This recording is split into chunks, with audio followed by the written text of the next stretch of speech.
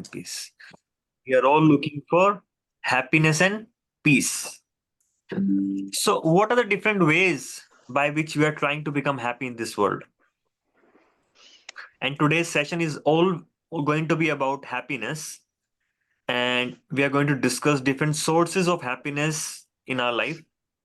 And we are going to have the comparative analysis how these different sources of happiness works and doesn't work. And what are the different gradations of happiness which we derive from these sources. So, yes. So, what are the different kinds of happiness we gain in our life? Would somebody like to throw light in this? What are the different kinds of happiness we derive in our life? Sometimes which our goal is and we achieve it, and then we feel happy about it. Or Yeah. basically, as a mother, if my kid is like, he or she, my daughter and my son, if they are happy, I feel happy. Yeah. You feel happy in others' happiness and you feel happy when you become successful. Yes. Yes. It's a success happiness and happiness of making other happy. Beautiful. Yes, exactly. Anyone else would like to say something? What is the definition of happiness for you? What does happiness looks like? Helping others, contentment, Helping other, yes. Helping other, con- contentment, contentment, yes, yes. and Anyone else? empathetic. Being empathic, yes. Watching Netflix, not real happiness, but I'm happiest when I connect with someone. Yes, connecting with heart to heart, relationship Yes, happiness. To be able to connect with that person's feeling, with that person's emotions, being able to give, being able to receive is very fulfilling. Yes. Thank you very much, Glory. Anyone else would like to say something? What is happiness looks like for all of you? Being in the present. Being in the present, yes. The more we can be in the present, the more we can feel, experience the essence of life. Beautiful. Anyone else?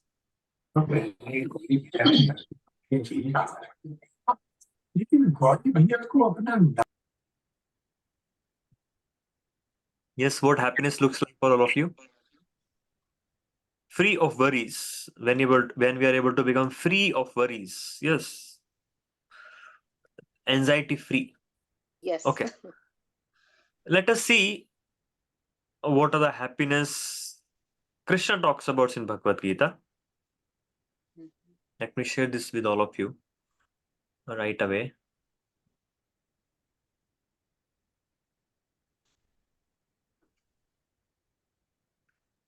So we are going to discuss something known as the pleasure principle, the principle of becoming happy, the principle of pleasure.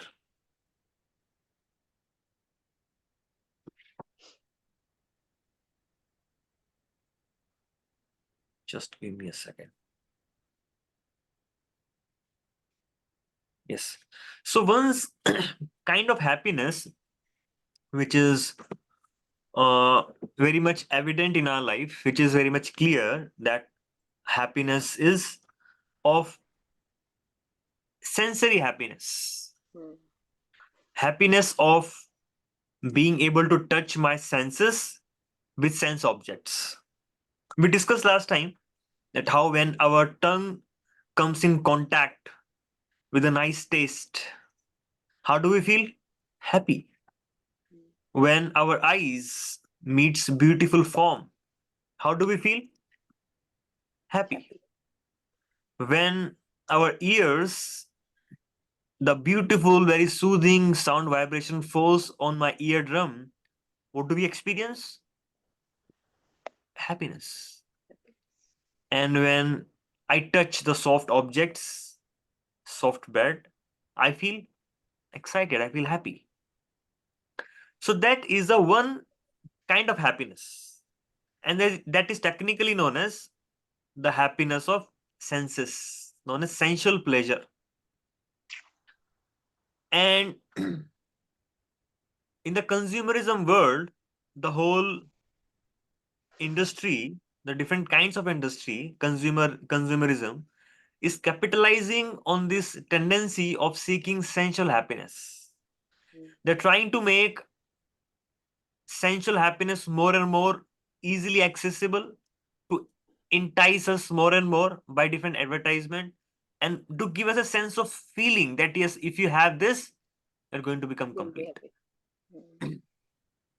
So, but let's say you have, let's see how it works. Let's say you're eating one ice cream, and when you eat the ice cream, you feel happy. But how does the happiness increases? The happiness increases by sharing with somebody, isn't it? Although, interestingly, my ice cream becomes half, but the happiness doubles. Yes. Although when I share my favorite food with somebody, although I get half of the quantity, but the happiness doubles up. And if you have, let's say, more and more people, you have like a 5-10 people, you have ice cream party, isn't it? That's why. So what is happening here? Why one ice cream can give you X amount of happiness, but when then one ice cream divides into two, become X by 2, gives you 2X of happiness. What is happening here? How do we understand this? So we understand this by understanding that there are two kinds of pleasure. So one kind of pleasure is sensual happiness. The another kind of happiness is relational pleasure.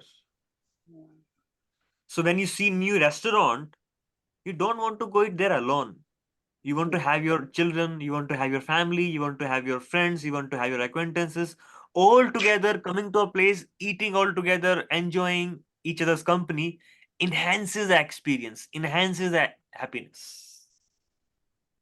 So although there is limitation to the taste enhancer in the food, but there is no limit to the relationship enhancement. More people, more you can experience that relationship happiness. More the merrier, yeah. More the merrier. So because the reason is intrinsically we are deep within us, as Glory was saying, we're hankering for the deep connection, soul to soul connection, that heart to heart connection, that is so fulfilling that sometimes we are even ready to sacrifice the sensual happiness at the cost of relationship happiness. True. Very true. So now let us try to understand the nature of this sensual happiness. Let us try to break down each one of them and try to understand how do we maximize our happiness. So now in circumstantial happiness, what does it mean? The sensual happiness is very circumstantial in nature. What do I mean when I say that sensual happiness is circumstantial in nature? What do I mean by this? When I say circumstantial, I mean that when you eat some, when you let's say you eat orange. When you eat orange, it is sweet in nature. It gives you sweetish taste. But if you eat the same orange after eating something like dessert, eating sugar, how does same orange taste like? It's not sweet. Taste like sour, not sweet anymore. Another example, what Krishna gives in Bhagavad Gita, second chapter, he says, Matra sparshastu kaunteya sitoshna sukha dukkataha agama apayanayo nitya tam titikshasa bharata. In this verse, Krishna is saying, in the cold time, the hot is, let's say you are in New Jersey now, I'm in New Jersey, here it is very cold, and the hot water is very pleasing. Hot weather is very, very pleasing. If I run heater in my room, it would be very calming, very pleasing. When I come from outside, isn't it? The the warmness, the heatness, the heat helps me feeling essential happiness when I'm in cold atmosphere, cold weather. But same hotness, same heat will become cause of misery when I'm in warmer temperature. And the cold thing, which is like very irritating when I'm in colder atmosphere, colder weather, the same cold water will become very, very pleasing when you are in warmer atmosphere. What does it mean? The happiness coming from the touch is circumstantial in nature. It has its own circumstances connected to that. That is the first nature of sensual happiness. Sometimes it will give you happiness, sometimes it will not give you happiness. Sometimes you'll become happy by watching Netflix series. Same time you will not experience the same happiness after some time by watching same episode. You're in certain frame of mind. You can, let's say for an instance, now you like the ice cream and your mother makes the ice cream for you. And she comes with a very pleasant mood, very happily. She makes it for you, and she, you know, she gives you with his own hand. How would you feel? Very happy, very very happy.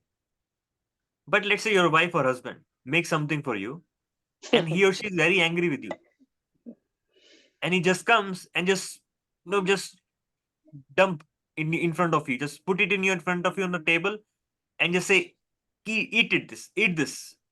Becomes very angry, show very angry faces, roll his or her eyes, show very tough faces, and just goes away. Would you experience that same happiness from the ice cream or from the any sweet for that matter? No, you will not experience that. You will not want to eat in the first place. I don't want to Exactly. eat. So now it is circumstantial in nature. Not always it is going to give you same happiness as you're thinking. True. The first nature. The second nature of the sensual happiness is that it is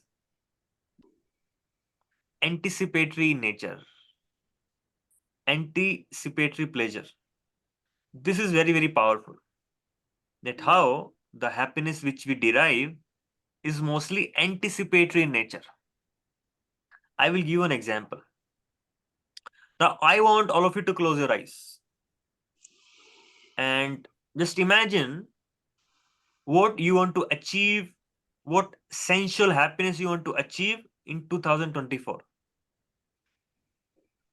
Let's say you want to go for a world tour, you want to have Lamborghini, you want to have a big house, whatever. Just imagine just close your eyes and just imagine that whatever you want to achieve, you have achieved it. Be there, you have achieved whatever you wanted to achieve. Now you are enjoying the world tour. You have the Lamborghini with you, you have the Okay. house with you, you have you're traveling wherever you wanted. You have whatever you wanted in your possession, you have in your mind. And you see in 2024 you are going to get it. How are you feeling, all of you now? Just be with those moments, just be with that scene that you have achieved whatever you wanted to achieve in 2024. Happy. How are you feeling? Happy. Happy. Happy, right? But you have not achieved it yet. Very happy, but you have not achieved it yet. It's not there. I'm still talking in front of you and you're still in the class. What does it mean? It means The thought we the are Thought happiness. of it. The I'm thought. sorry. Just a thought of it that we Thought are of it. achieving, we are Yeah, going to. yes, Yeah. thought of it. Yes, yes. Now I want you to do one reverse exercise.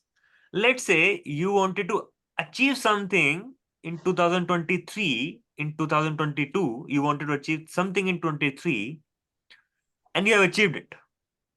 And again, I want you to close your eyes and now compare. In 22, how much were you thinking you're going to become happy by achieving this?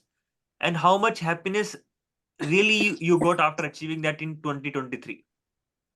Any object, any situation, any happiness which you wanted in 2023, how much happiness you was expecting it would give you in 2022, and how much it actually gave you.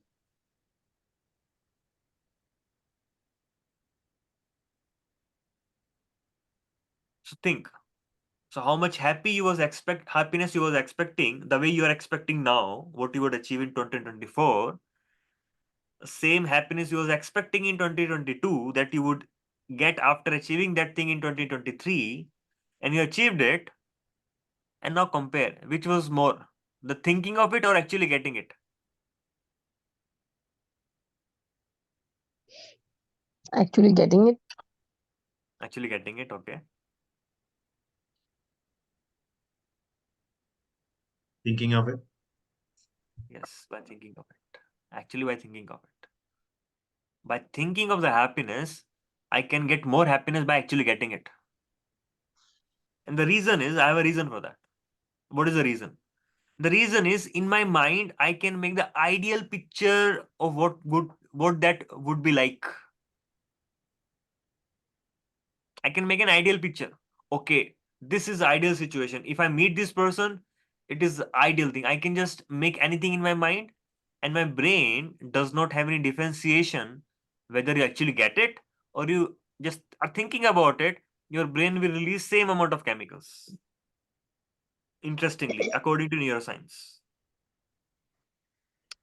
So now, if you were thinking, you had the perfect image of what you're going to get in the mind, but you will not receive that. It won't be that perfect. So that is one thing.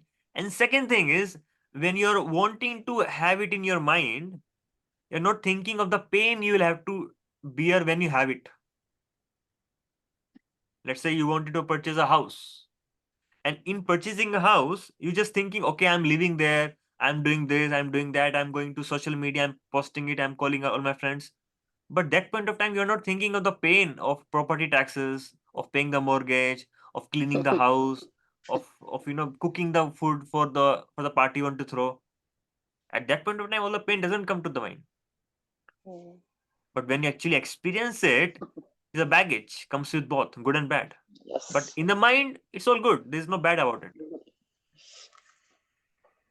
Isn't it interesting? So anticipatory pleasure is more than the actual pleasure. You can get more pleasure in the mind than actually getting the object. So means the pleasure is not in the object, the pleasure is in your mind. It is about how you perceive it. Something can be painful for somebody and same thing can be pleasure for somebody. It is same object. The thrill of jumping, bungee jumping from a height can be a thrill for somebody and can be very torturous for somebody, can be very killing for somebody. Same activity. And how do we perceive that? So anticipation is more, can give you more pleasure than actually giving it. And when you get it, our mind really can't differentiate whether it is anticipatory or actual. It both become mixed. It both merges into one experience. So when you're experiencing that happiness of achieving some object, it also includes the happiness of anticipation. And once you have that anticipatory pleasure, brain cannot differentiate. Mhm. So that is the second characteristics of sensual happiness. Okay, what's the third? The third is that it is relief from distress.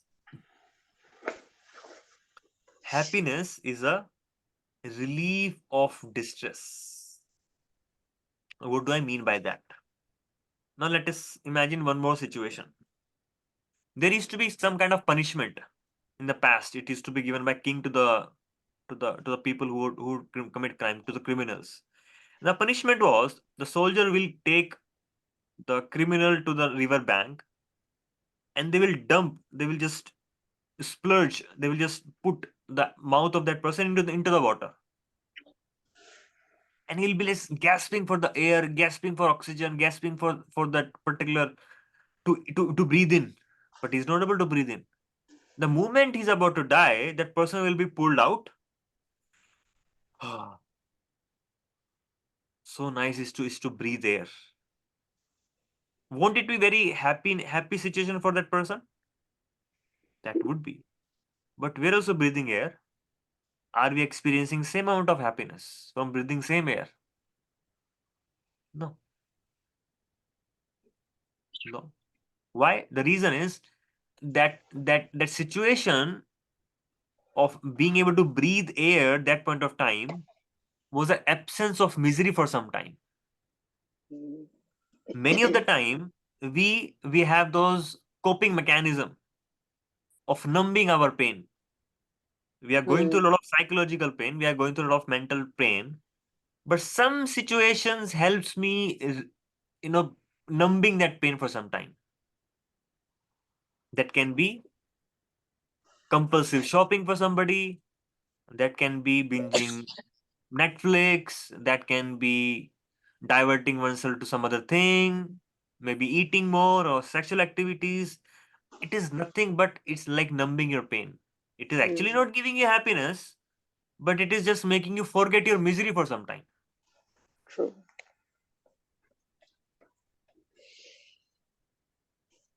So that is what we are experiencing.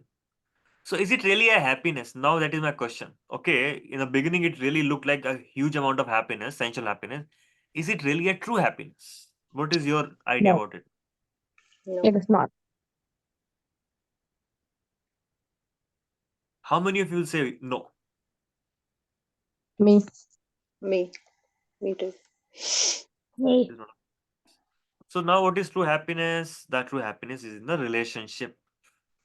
The true happiness is in the real bonding what we have among ourselves. That is the true happiness. So sensual happiness, as we discussed, touch, smell, taste, form, and sound. It has these three characteristics, categories: circumstantial, anticipatory, hope for future enjoyment, hoping that I'll become happy, and relief from distress, Dunking principle, what we discussed. So the problem is the sensual happiness is not equal to the actual pleasure. Just some chemical reaction, no pleasure at all. It is such, it is just that our brain has learned to release dopamine, oxytocin, endomorphin to certain activities, which rushes towards your blood and makes you feel excited, that we think it will be happiness.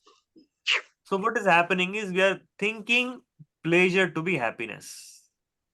Pleasure is not happiness. Pleasure is excitement. Excitement is different from the happiness. So what is real happiness? The real happiness is being able to constantly experience it.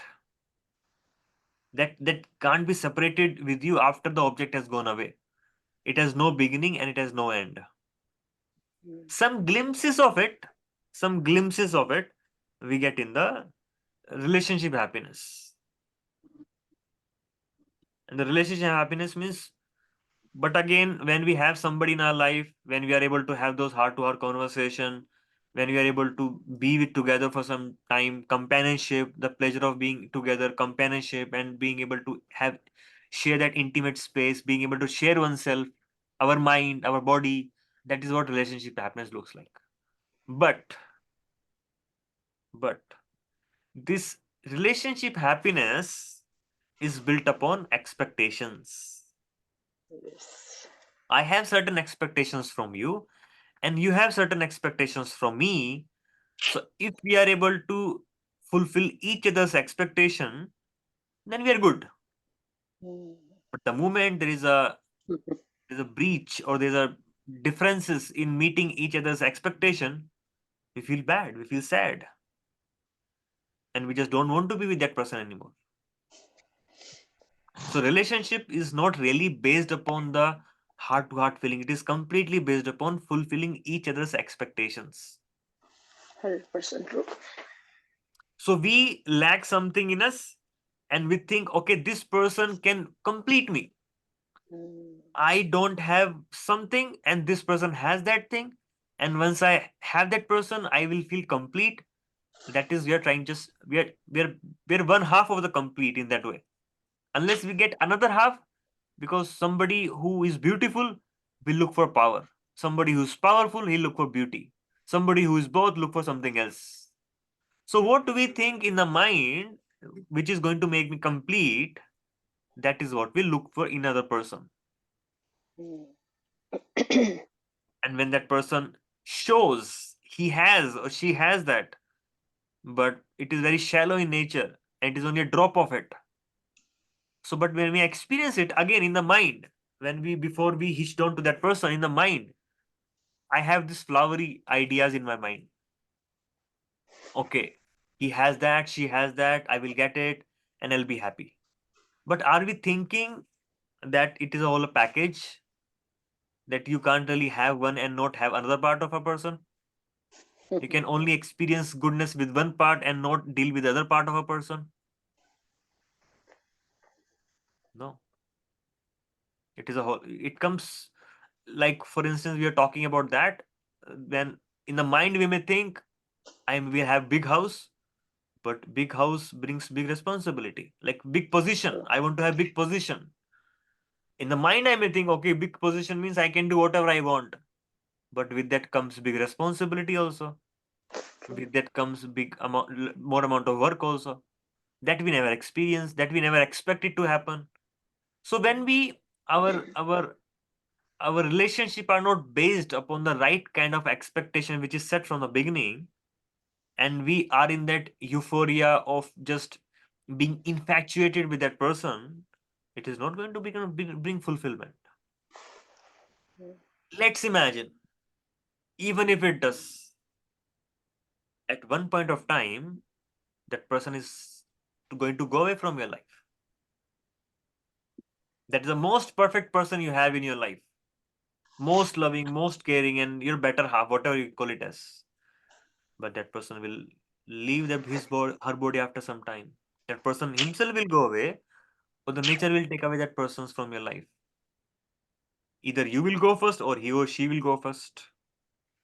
And you may think, oh, I'm speaking too much pessimism today.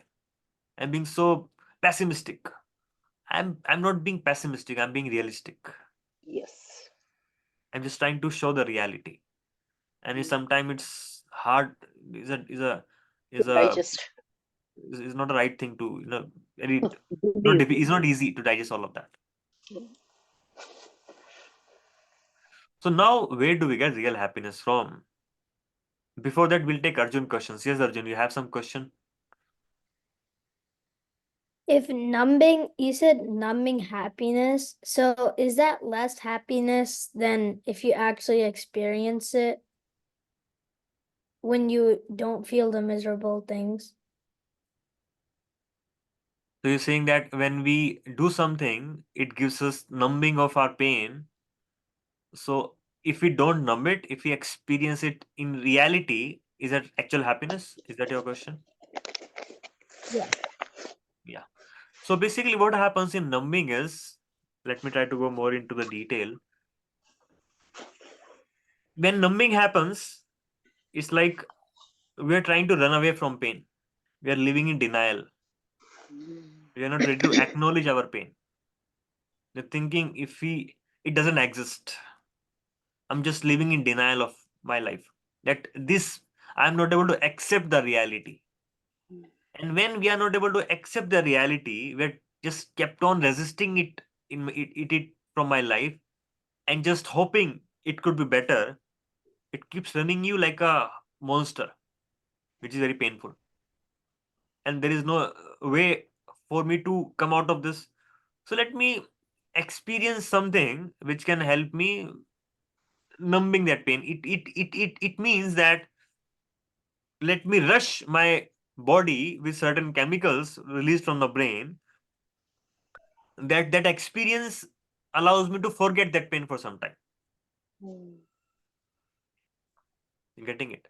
So let's say you're not numbing it and you're having just experiencing the happiness, but that still there's certain amount of happiness I can derive from, there's a limited amount of happiness I can derive from sensual object. We have this law of diminishing. The happiness will start from that sense object for some time. It will kickstart. It will grow till certain point of time. It will become stagnant and then it will start decaying. For an example, let's say any appetizer, any sweet in your mind, which is your favorite one. Think of it.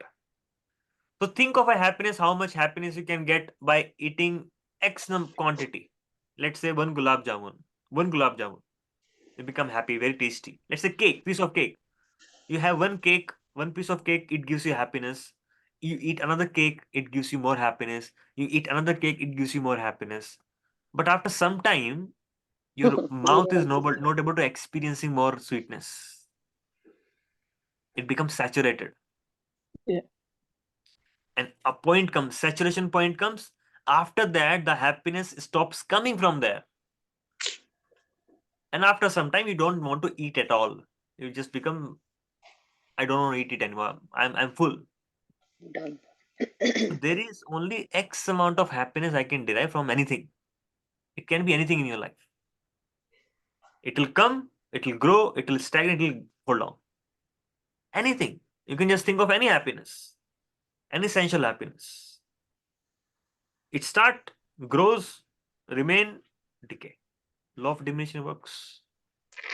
So that is what I was talking about. Hope this is clarifying for you, Arjun. It helps. Okay. Yes. So now then there is a real happiness. The real happiness is not in the sensory, not in the relationship, and there's a description which is given in the Vedic literatures. Beautiful, powerful verse. It says, Tatale saikate varibindu sama suta mita ramani samaje. It says, it gives powerful example. This verse gives very, very powerful example for us to understand that. What it says is, let's say you're in desert for 10 days straight, and you have not drunk even a single drop of water there. How much you would be wanting to drink water, and how much water you can consume that point of time. Being in the desert, last 10 days, you have been walking in the hot sun without water. Just imagine. Okay. And now somebody comes and put just a drop of water into your tongue. Will it be satisfying? Not satisfying at all. It will increase your thirst even all the more. I was not getting it. That's fine. But after seeing it and not having it, it's more painful.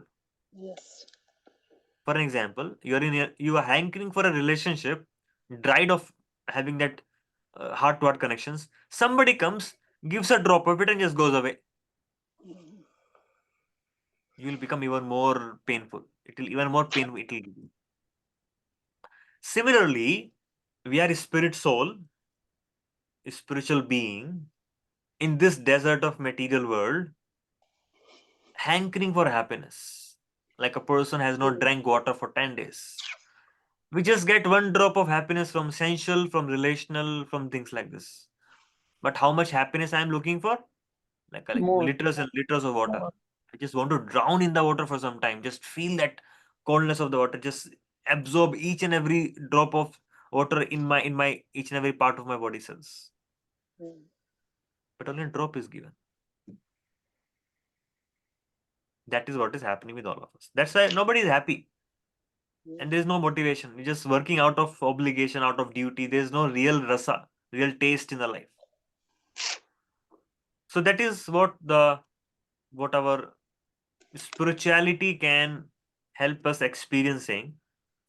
So now the logic is, if there is a drop of happiness in relationship, then surely there must be an ocean existing, ocean of happiness existing. Else, where does that drop come from?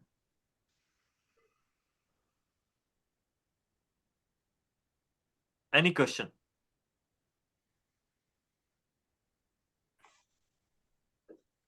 Any point anybody would like to ask? Anything?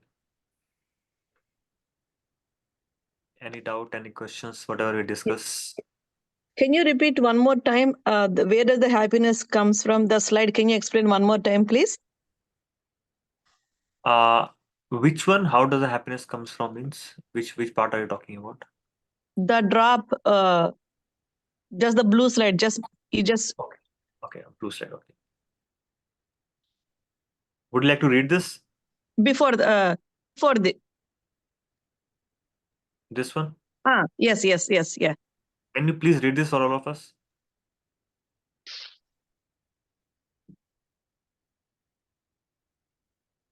Shall I? Yeah, please go ahead. Now that there is just a drop of happiness in material relationships, then surely there must be an ocean of happiness existing. Elsewhere, does that drop come from? It simply means like there is a lot of it and only a drop of happiness we are getting in material relationships. That's what I understood this, whatever it says. Yes. So now, any question? There are a lot of questions. I just kept it in the air. If anybody would like to go further, anybody would like to ask anything. I don't want to ask, but like I'm thinking that happiness is within you and you Ah. just have to discover it. It is That's that what I'm happiness. thinking. Yes, you're thinking that happiness is within us. Yes, and we need to discover it. We How need- to discover it, we don't know that. Yes, the question comes, I have to discover the happiness within. How do I discover this happiness? Beautiful. I'll welcome to this. Now Glory have her raised hand. So yes. Yeah, hi. I'll turn my camera on for this. So I have two questions. And this is going back a little bit, what you touched on before. Is it ever okay to numb by distracting our unhappiness with something else? Is it ever okay to do that? And my second question is, can we be happy all the time? Does that even exist? Yeah, you're asking is that, yeah, is that numbing all right? Because I don't want to experience pain. I want to run away from pain. At the same time, I'm looking for the happiness always. Always I want to be happy. But is it really possible? Is it realistic? So now question comes, numbing of pain. When you numb the pain with certain activities, those activities become addictive in nature. And it becomes our habit. And that addiction, that solution of one problem becomes another problem. Mm. So we try to distract ourselves from smoking by eating more, and that eating become another, overweight becomes another problem after 5 years. True. So what you're doing is just substituting one problem with another problem. Other problem. So is it all right? Then that is the question. Is it okay to have one problem substituted by another problem? No. No. Problem is problem ultimately. So now the point is, how do I, because numbing is like covering the problem. And the more you cover it, the more it becomes aggravated. The more you try to cover the wound and not open it, the less heal and more aggravated it becomes, more painful it becomes. So instead of numbing it, at least acknowledging, yes, there is a pain. For an example, if I have a cancer, and I have one stark example in Indian cricket team that Yuvraj Singh, one of the very successful cricketer in Indian cricket team, he had a cancer at the age of 28. Mm. And he was not able to accept it. And he said, no, I don't have cancer. For 2 years, he lived in denial. And ultimately, his cancer went from first stage to fourth stage. And then he had to just leave everything, rush to Boston, be in Massachusetts for some time, get chemotherapy, and just then go back. So unless he accept the problem, there is no solution to that. Yeah. So numbing the pain means I'm just denying the problem doesn't exist, because I'm not ready to face how much painful it is to deal with the problem. Now the equation is up to me.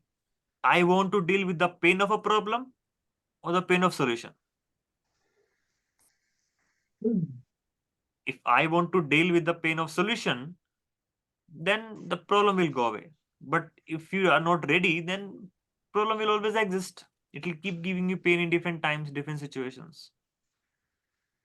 So now that is my explanation, and I would like to ask from you, is it right to numb the pain? No.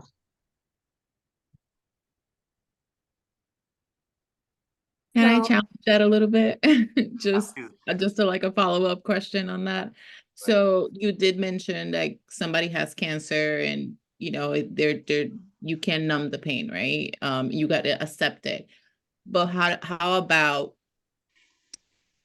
and I'm not saying numbing, like absolutely numbing it, just distracting yourself a little bit so you can go back and deal with the problem in a different way. That's what I Yeah. meant by Yes. In that distracting numbing, yourself if a we bit. have that process of numbing is more healthy and more fulfilling, let's say you want to walk out in nature, want to distract yourself from some problem. That's fine. Being with the nature, being with and trying to read some spiritual book, that is also distraction, but that will help you dealing with the problem. So numbing, that won't be a numbing anymore. That would be like empowering yourself to deal with the problem. True. When you're in the nature, you're experiencing that happiness, you're connecting yourself with somebody in a heart-to-heart conversation, talking about that and trying to have that more fulfillment, trying to read more motivational books, spiritual books, which is going to help you in deal with the problem, then that is not numbing anymore. That is like preparing yourself to deal with that. Something which is more healthier way of coping it, or unhealthy way of coping it. Unhealthy way will will lose your chance, but healthy will help you in going further. And coming back to your second question, the second question was, is there real happiness ever exist? Actually, yes, there exists a real happiness, and the real happiness is a happiness of connecting ourselves to the divine. Yes. When we connect the part to the whole, that is what gives us real happiness. So the pain our life is experiencing pain is a pain of incompleteness. Mm. I do not have something. I need to get it from somewhere. I couldn't get it. I want to get it. So when we experience that incompleteness, that is a source of pain. Because originally we are complete by nature. Mm. Because originally we belong to the Supreme Lord, divine nature, and I'm always supposed to be constitutionally be supposed to be with the whole, not to the as a part. Now, there's a beautiful verse which comes in Srimad Bhagavatam, in the one of Vedic literature texts. It talks about two examples. It talks about the example of a tree and it takes example of a body. Let me chant the shloka, beautiful shloka. It says, Yatha taror mool nishechanena tripyanti yat skando bhujopachaka pranopahara yathendriyanam tataiva sarva aram achyutejya. This verse from Srimad Bhagavatam, beautiful verse, Sanskrit verse, talks about two examples. The one example what it talks about is the tree. If you want to make the leaf and the branches and the fruit and the twigs happy by individually going and watering them, going to the each and every leaf, trying to clean them, going to each and every branch, trying to try to give them that facilities of being clean or something like that. You're trying to go to fruits, trying to remove all the dirt. Do you think that leaf, that branches, that twigs will really get the real nourishment from your activity of individually going and trying to help the tree, its different parts? No. You have to water the tree. The moment you water the tree, the actual tree, that very moment, the each and every body part of tree is connected to the whole in such a way, the moment the whole is served, the moment the tree is served, automatically each and every part gets their own quota of nourishment. Mm. Isn't it? True. The best way of serving the tree is watering the roots. Similarly, the second example is, if your body parts, different body parts, I have hands, I have legs, I have mouth, I have so many different body parts. So, but all of them thinks all together. There's a committee, there's a meeting happens with all of them. In the meeting, they decide, okay, this stomach, is enjoying the fruits of all our activities. So we should not work at all for this stomach. We should all go on strike. Will not work. So now the eyes stop watching, the hands stop moving, the tongue stop uttering the words, and everybody goes on strike. And stomach is not getting anything. After a few days, what happens? My eyes becomes very weak. I'm not able to lift my hand. I'm not able to speak. Yeah, they all went for strike, but because they are not giving the food to the stomach, because of that, they are not able to become nourished. Let's say some foods. So my hand is relishing the food by touching it, not tasting it. Just by touching the food, I'm deriving the pleasure of taste, of touch. I'm just becoming happy by seeing the food. Oh, so nice, delicious food. I'm just smelling it, but I'm not putting into the stomach. Will you get any quart of nourishment, any happiness, any satisfaction by touching, seeing, or taste by smelling the food? No. No, it's by putting into the stomach. Good. Because constitutionally, we are designed in such a way that my hands, my legs, everybody will get their quart of nourishment once the stomach get fulfilled. The moment stomach get its food, then from there the every part of me will get energized. Similarly, two examples. I hope both the examples are clear with you, and the principles is clear. The principle is the moment the part become disconnected from the whole, it becomes dissatisfied, become unhappy. Similarly, we as a spirit soul is a part of Supreme Spirit, and we are not disconnected. So because of the disconnection from the Supreme Lord, I'm feeling that unhappiness, I'm feeling that incompleteness. True. But the moment again I become reconnected to the Supreme Lord, that very moment I will start getting my own quart of nourishment. And the connection to the more intensely and for long period of time, I am able to maintain that nourishment, that connection, more happy and the longer of happiness would be. We just have to master the art of connection. The more we're able to hold on to the tree, like a fruits and the branches and the leaves are sticking to the tree, not become separated, till that point of time, they'll continue to become happy. Like this hand is very useful. But the moment I disconnect this hand from my body and throw it out, what happens? Nobody cares for that hand. This hand is very valuable till the time it is connected to the body. The moment it got disconnected, there is no value to this hand. Similarly, if we remain connected to the Supreme Lord, we remain happy. If we are not, then we become unhappy. At this point of time, all of us are disconnected. And even all the more doing activity which makes us more disconnected. So how can we expect happiness from that? I hope that gives you an idea what I was talking about. Yes.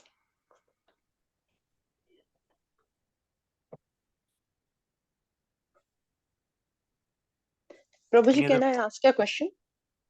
Yeah, I think Praveenji had a question. After that, we'll pick up your question. No, actually, my question is the same as what Glory asked. So I'm clear, Prabhuji. My question was: is there anything like real happiness, and how can we get that? That's my question, actually. I hope you got the answer, and we'll see the practical aspect of it after this question. What Mataji has. So yeah, please go ahead. Who had the question? Lakshmi ji or Rupa ji? Yeah. Yeah, Prabhuji, how to start connecting with the God? With God, yeah. Now the question is very interesting, becoming more deeper. How do we connect? Okay, connection gives us happiness, but now where is the connection? How does connection comes about? Yeah. And anybody have any answer? How do we connect? I'll simply say when I chant, it gives me acute joy. Yeah, even if I'm not sitting at one place, even if I'm walking and chanting, it gives me like, and the day or the chanting is less, or till I am not able to do it, I am restless. But chanting gives me a lot of happiness, or spiritual music. But how to start and how to be connected with the divine, all like, be happy. Very interesting question. So we'll talk about this process now. So before that, we'll go to the Arjuna questions. Yes, Arjun, you have some question? It was same as Glory's question. What was that? Is it real happy? Can real happiness, like the what was it? Does real happiness even exist? So I'm going to give you a glimpse of that real happiness in the next 2 minutes. You're going to start the process. But have you got the answer? Yes. What's the answer? It's like Yeah, you know it. You know it. Yes, go ahead. when you get connected to God, or when you think about something or you actually experience it. Yeah. So now the question can be reversed. Why are we unhappy? Because maybe We we are did not connected. wrong, Yeah, or you're unhappy. So unhappiness comes from disconnection. Disconnect. Reverse it. How do we become happy? By connecting to God. Okay. So now, any other question before we move to get a glimpse of what is happiness? I'm going to give you the practical aspect of it. What is happiness? Any other question? So you said we can be happy by connecting to God. So in this statement, what do you mean by God? Is it a power outside of ourselves, or is it something inside of ourselves, or is it a person like Krishna or Jesus? What do you mean? Yeah. So what do I mean when I say God? Is it inside us? Is it like some power? Is it like some personality sitting out there? So yes, actually it is all three of them. Mhm. And we'll have one specific session on that. 3 aspects of divine. In the Wonderful. 3 aspects of divine, we'll discuss how Paramatma, Brahman, and Bhagwan. Paramatma is within us. The super soul is within us. The conscience guides us. That conscience comes from God. The voice within me. This is not good for you. Do this. That guidance. But our noise of the head dumps the voice of the heart. The noise of the mind dampens the voice of the heart. So Paramatma, super soul, is within me. Energy is outside, Brahman, and Bhagwan, the aspect, the personality of aspect. The answer is all three. We'll discuss in detail how it is all three. Hope that clarifies your doubt. Yes, thank you. You're Anyone going to else? teach us how. You're going to teach us how to connect with the God. Yes, yes, Prabhuji. Yes, we'll touch upon it now. Mm. So now my question to all of you is, you will all give me the answer. I will just listen to the answers now. So let me stop the recording.